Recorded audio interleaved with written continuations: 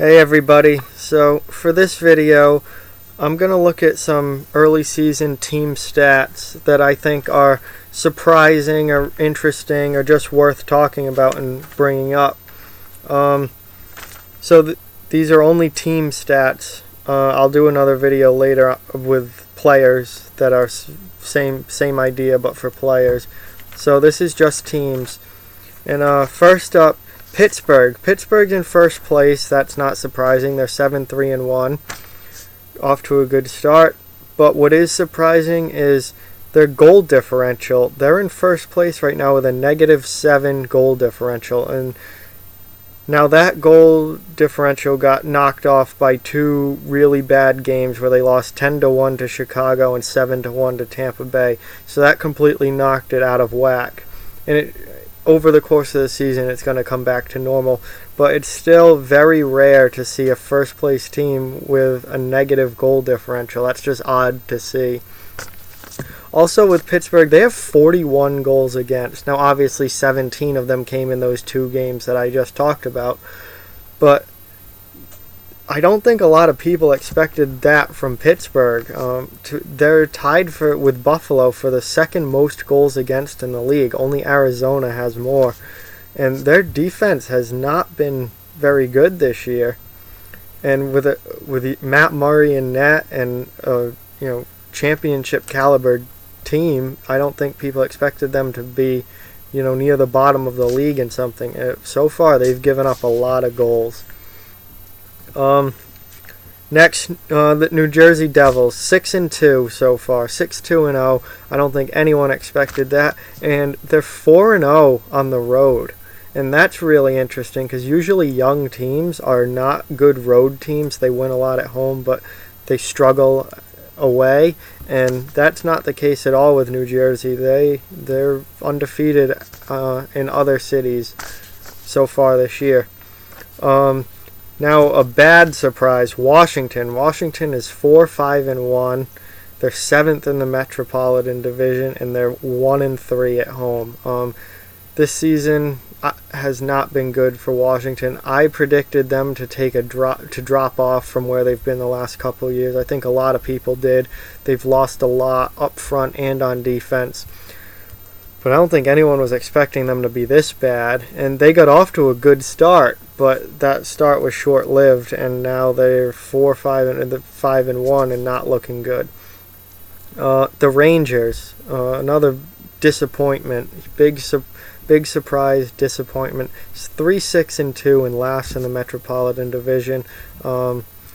This start has just been a disaster for New York, and they need to turn it around fast or moves are going to be made. Back to something good. Tampa Bay, 9-1-1. I think a lot of people knew that Tampa Bay missed the playoffs last year because of injuries and everything that came with really fielding an AHL lineup from a lot of the season. And people expected them to be good this year. A lot of people expected them to be Stanley Cup contenders, but I don't think a lot of people expect them to be this good. They're 9-1-1. They're just blowing teams out of the water. They have 44 goals for already. They're scoring 4 goals a game easily. Stamkos and Kucherov have been off the charts. This team is really, really good. Opposite end of that, the Montreal Canadiens. I've talked a lot about them. I'm not going to go into depth. They've got a lot of problems. 2-7-1, -20 goal differential already. This early in the season, and they're -20. And the main reason for that, their goals for, they've only scored 18 goals. As a team, Nikita Kucherov by himself has 12. Montreal's whole team has 18. There's your problem right there.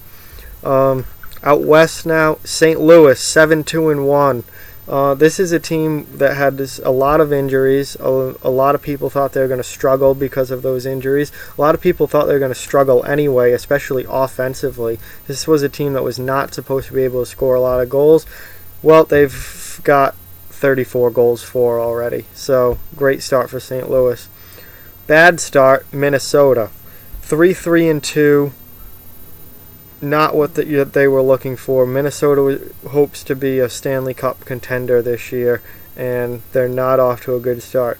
7th in the Central right now, last place in that division. Something that's interesting, though, they have a +1 goal differential, so they're in last place with a positive goal differential. That is as rare as it is to see what Pittsburgh has right now with first place with a minus goal differential. It's just as rare to see a team with a plus goal differential in last place. So I think Minnesota will figure it out and turn things around. Colorado, 5-4-0, so not a bad start for the Avalanche after a really pathetic season last year. They're a lot better than people have. They've played a lot better than people expected so far. We'll see how long that lasts, but so far so good in Colorado. And a big reason for that, they only have 24 goals against. That's pretty good.